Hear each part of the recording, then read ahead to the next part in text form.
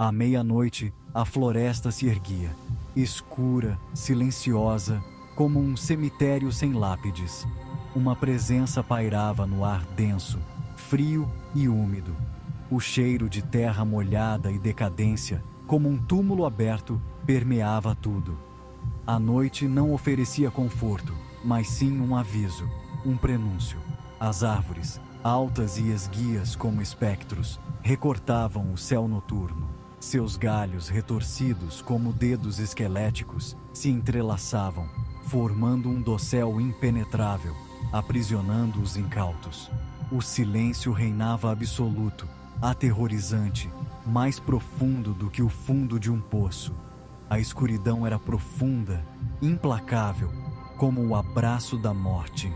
Escondia os perigos que espreitavam sob sua superfície, esperando o momento certo para atacar.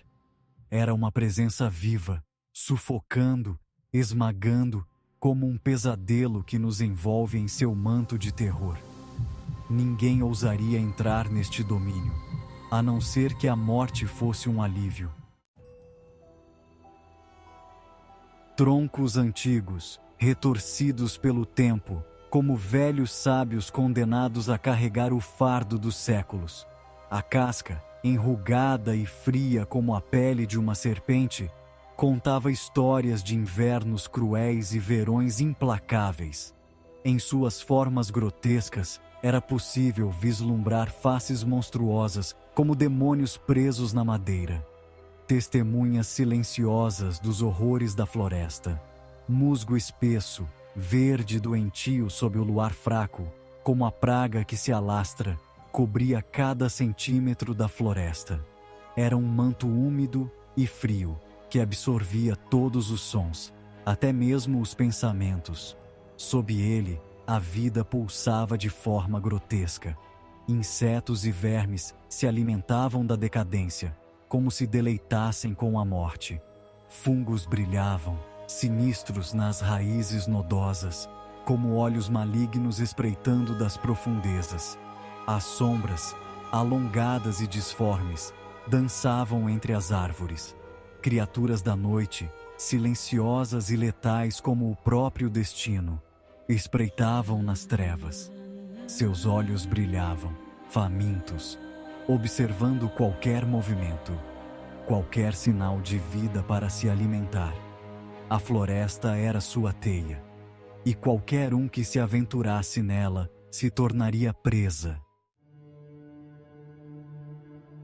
No coração da floresta, onde a escuridão era mais profunda, mais densa, como a alma de um pecador, uma clareira se abria. A grama ali era rala e seca, como se a própria vida temesse aquele lugar, como se até a natureza se recusasse a crescer ali. No centro, pairava uma figura, uma anomalia na quietude, um sacrilégio naquela noite amaldiçoada. Era uma figura humana, esquelética, vestida em farrapos que um dia foram brancos, agora tingidos pela poeira do tempo e pelos pecados do mundo. Flutuava a poucos centímetros do chão, desafiando a gravidade, desafiando a própria morte. Seus membros eram longos e finos demais, como galhos secos prestes a se partir, como se a qualquer momento se esfarelassem em pó. Um vento frio e repentino soprou pela clareira, agitando os farrapos da figura, como se a própria morte tremesse diante dela. As árvores ao redor pareciam se curvar em reverência, ou talvez em medo, reconhecendo seu mestre. A própria floresta prendia a respiração, esperando, observando. Na face esquelética, onde antes deveria haver carne, havia apenas escuridão. Duas cavidades vazias fitavam o nada, como se olhassem para dentro da alma da noite. Mas dentro delas, como brasas em um forno frio, dois pontos de luz brilhavam. Eram azuis, espectrais, como o fogo fátuo que atrai os viajantes para a morte, e pareciam atravessar a alma, ler os seus segredos mais profundos. Uma luz fria emanava da figura, banhando a clareira em tons de azul e cinza, como o toque gélido da morte. As sombras pareciam recuar diante dela, como se repelidas por algo profano, algo que não pertencia a este mundo.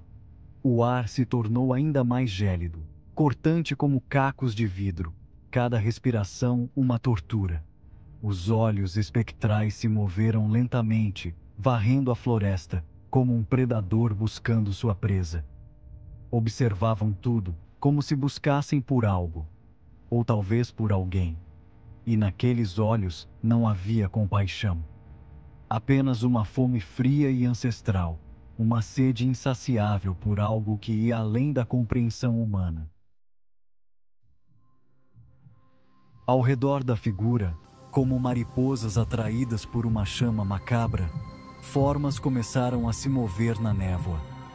Eram figuras humanas, translúcidas e indefinidas, como vultos esquecidos pelo tempo. Almas presas naquele lugar, condenadas a vagar para sempre naquele purgatório de árvores e sombras. Seus movimentos eram lentos, dolorosos, como se carregassem o peso de 1000 anos sobre seus ombros incorpóreos, o fardo de seus pecados. Seus gemidos silenciosos ecoavam pela clareira, um coro de sofrimento que jamais seria ouvido pelos vivos, ignorado pelo mundo que os havia esquecido. Algumas se agarravam ao chão, como se tentassem escapar daquele pesadelo, encontrar algum consolo na terra fria. Outras flutuavam sem rumo, seus olhos vazios fixados na figura central, atraídos por um poder que não compreendiam. Eram prisioneiras de um tormento eterno, sem paz, sem descanso, condenadas a reviver seus piores medos, seus arrependimentos mais profundos, por toda a eternidade. A cada passo que as almas davam em direção à figura esquelética, seus rostos se tornavam mais nítidos, como se a proximidade com a morte lhes devolvesse a forma. Eram máscaras de terror e dor, congeladas em um grito silencioso, um apelo mudo por salvação que jamais seria atendido. E a cada alma que se aproximava, a figura esquelética parecia se fortalecer. No céu, a lua cheia, fria e distante como um deus indiferente, observava a cena com impassividade. Nuvens escuras e densas corriam diante dela, como se até o céu se curvasse diante do horror que se desenrolava na clareira, escondendo o rosto em vergonha. A luz prateada, tingida de negro nas bordas, criava um jogo de sombras macabro na floresta, deformando as árvores, transformando-as em monstros. A cada lufada de vento, as sombras se alongavam e se contorciam, assumindo formas grotescas e ameaçadoras, como se a própria escuridão ganhasse vida. Eram como dedos esqueléticos, tentando agarrar as almas que vagavam pela clareira, arrastá-las para o abismo. Um lembrete constante de que não havia escapatória daquele lugar, daquela dança da morte. O ar estava impregnado de um frio úmido e penetrante, que cortava a pele e gelava os ossos. O cheiro de terra molhada se misturava ao odor fétido da decadência, criando um aroma nauseante que se agarrava à garganta, impossível de ignorar. Era o cheiro da morte, onipresente, sufocante.